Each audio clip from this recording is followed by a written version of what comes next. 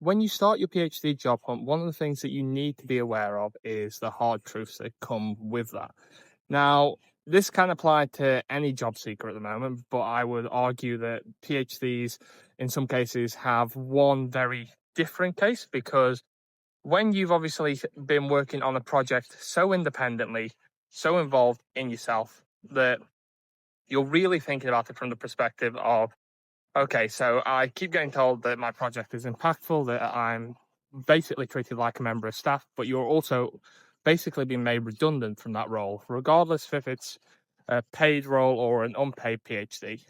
It almost feels like you're going towards the redundancy sense of work. And in some cases, for those who've gone straight through undergraduate, postgraduate, and on to a PhD program that way, it's you're finally leaving education. So you're basically ripping the band-aid off from both sides, regardless of which way you go. Now, when it comes down to the applications themselves and some of the hard truths, you are going to face rejections like any other job seeker. But one of the things that's a bit of an odd one, and something I certainly experienced, was when you're going through those informal discussions, the ones that would normally set the groundwork for those projects that you're really interested in for your PhD, and you've gone through the same process for that, you can put in an application for that. You can have a really great informal discussion, and you can not even get through the application stage. And it's not that they're similar for a postdoc as it is for a PhD, but the difference is the competition is higher. And that's something that you need to be aware of. And equally, when you're applying for all of these various jobs, you're sending in your application, your CV, you're trying to get different people to look at your CVs and your applications to see, am I doing the right thing? You keep getting told, yeah, you're doing the right thing.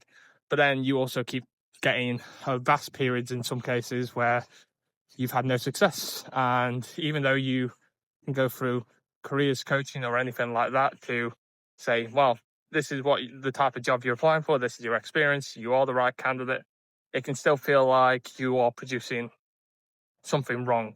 But because you're never getting that feedback from any of these applications themselves, you can think, well, I'm clearly doing something wrong.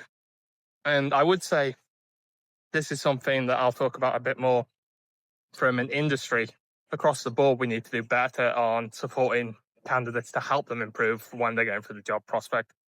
But the real takeaway that I had from the hard truths of the application process was it's a battle of attrition. You are literally keeping going, keeping persisting. That's the best advice I can have for you. Something comes up eventually, but you have to keep going.